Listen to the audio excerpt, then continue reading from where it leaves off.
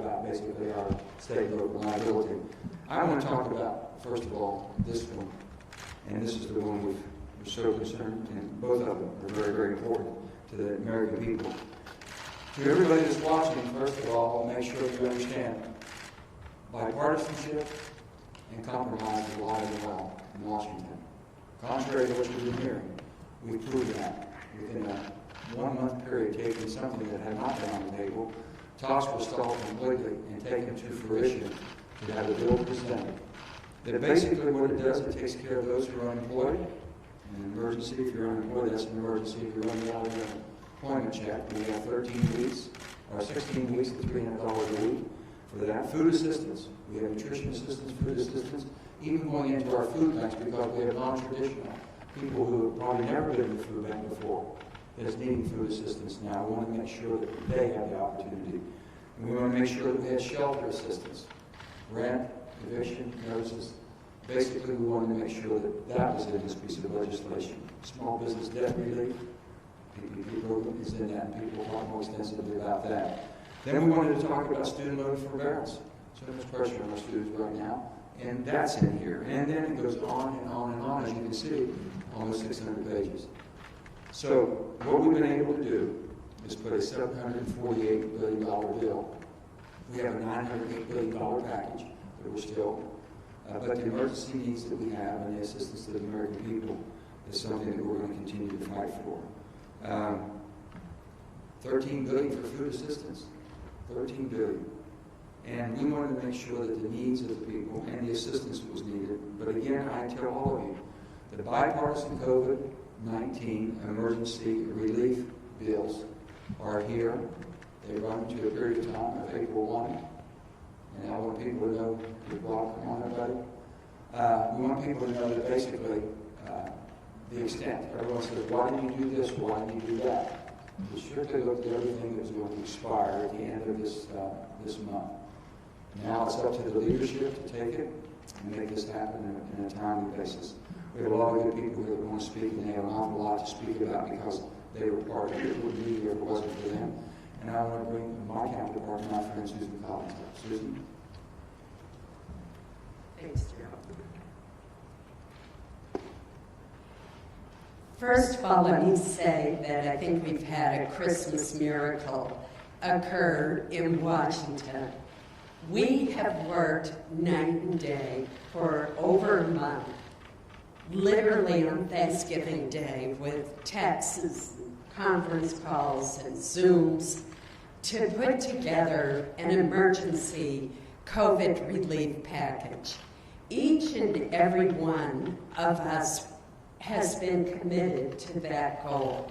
I want to thank my Democratic and Republican colleagues in the Senate for working so hard to bring us to this day, but I also want to thank our House counterparts, Josh Gottheimer and Tom Reed, who lead the Problem Solvers Caucus in the House, worked with us every step of the way. So these bills are not only bipartisan products, they are bicameral as well. My hope is that our hard work will spur our leadership on both sides of the aisle, in the Senate and in the House and in the administration, to take our products and use them as the basis for a COVID relief package that is urgently needed by our struggling families, our hard-hit small businesses, our stressed-out healthcare providers, our overwhelmed postal service, our challenged schools, and so many others. These bills are comprehensive, but they don't cover everything that everyone would want. Many of the provisions go through to April 30th. Undoubtedly, depending on the course of this pandemic, we may have to do more. But surely we can come together and provide this relief before we break for the Christmas holiday. The American people deserve no less. I'm particularly proud of the $300 billion package that Senator Jean Shaheen and I were the lead in putting together. It includes an extension of the Paycheck Protection Program, which has saved millions of jobs in this country, including 250,000 jobs in the state of Maine alone. It is essential that we have another round of PPP for our hardest hit small businesses, which we define as those that have suffered a 30% decline in revenues in one quarter of this year compared to a quarter of last year. It's essential that we keep these small businesses afloat so that they can continue paying their employees. There are many other provisions that I know we will get into in the days ahead, but surely let's not go home for Christmas without passing this much-needed relief for the American people. With that, let me make just one other comment, and that is I'm for both bills. Just want to go on record as being for both of these bills. It gives me great pleasure to introduce Senator Mark Warner, who's been one of the leaders of this effort. Mark. Well, thank you, Susan. Let me, first of all, to Joe and Susan. Joe has been relentless about keeping an eye on the ball. Let's keep this product moving forward. Hate to acknowledge this, it was right more often than not that if we let a little grass grow under our feet, we might not be here. And to Susan, who has been a fiery advocate for small business, this PPP proposal takes great ideas. We're advancing the first CARES bill, refines them into, I think, an even stronger package. She's done a great job, for example, on outdoor venues and other venues, the stages. They and everyone in this group have been extraordinary. To Josh and Tom, too, and I think my hope is the one piece that we've still got, some of us have still got a way to get to, but I have great confidence in Josh and Tom, like Rob Portman, that we may be able to bridge the final. So, it's a bit of a cliche to say that we're living in challenging times. But we're also, it might sound like a cliche, but today is actually a really good day for our country. This morning, the vaccines were starting to be distributed around the country. And we're starting to see at least the beginning of the end, God willing, of this pandemic. And also, regardless of who we supported for president, we've seen today, all across the country, as states meet and send forward their electors. Both things working. And then finally, this group, we have behind us, I think, 12 senators. We actually got up to 16 when we kind of called in additional allies, like Mike Crable and some of the CDFI, and Tim Kaine, and Chris Coons, and Dick Blumenthal on some of the liability issues. I mean, you can't normally get 16 senators to agree even much for lunch. But the fact that we came together on nearly $1 billion, nearly $1 trillion of emergency relief for Americans in need. Back when Joe says, this shows even as dysfunctional as the Congress sometimes can be, when we're confronted with a crisis, this group, and God willing, our other colleagues will step up and do the right thing. So I think it is an enormously good day for our country today, from the vaccine to our electoral process to Congress actually working.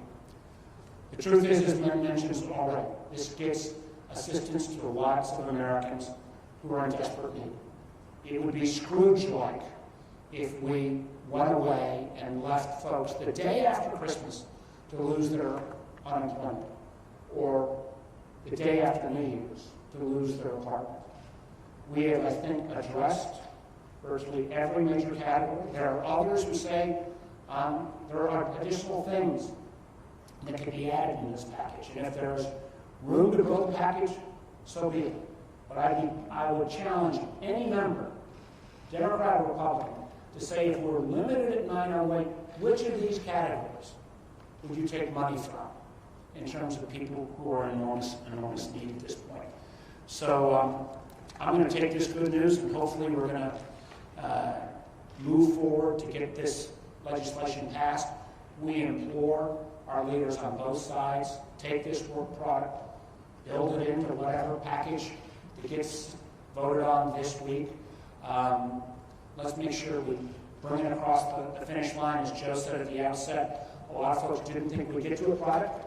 There's been a lot of gangs that didn't get to a final product. We have that final product right here. And one of the individuals who is new to gang membership, but has been an extraordinarily important gang member and a very challenging negotiator on a whole host of issues, is my good friend, Senator Mitt Romney from Utah. Mitt? Thank you, Mark. I think the American people expect to see groups like this and hope to see groups like this work together. And you're seeing it. And that's what makes me most encouraged about what we've accomplished, but also most hopeful about what we can accomplish in the future. Republicans and Democrats in the House and the Senate can work together and can take on a tough issue. And this would look particularly tough, because on the one side you had folks saying anything less than $2 trillion was unacceptable.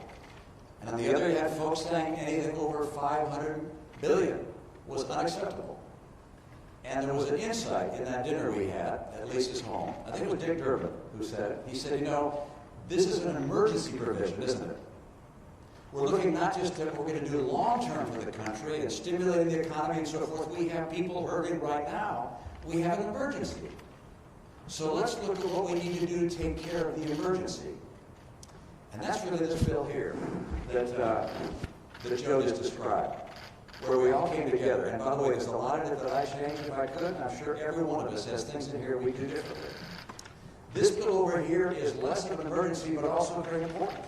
And I'm just going to describe this. This last bill relates to two things: state and local aid and liability. And there's some pretty significant differences there.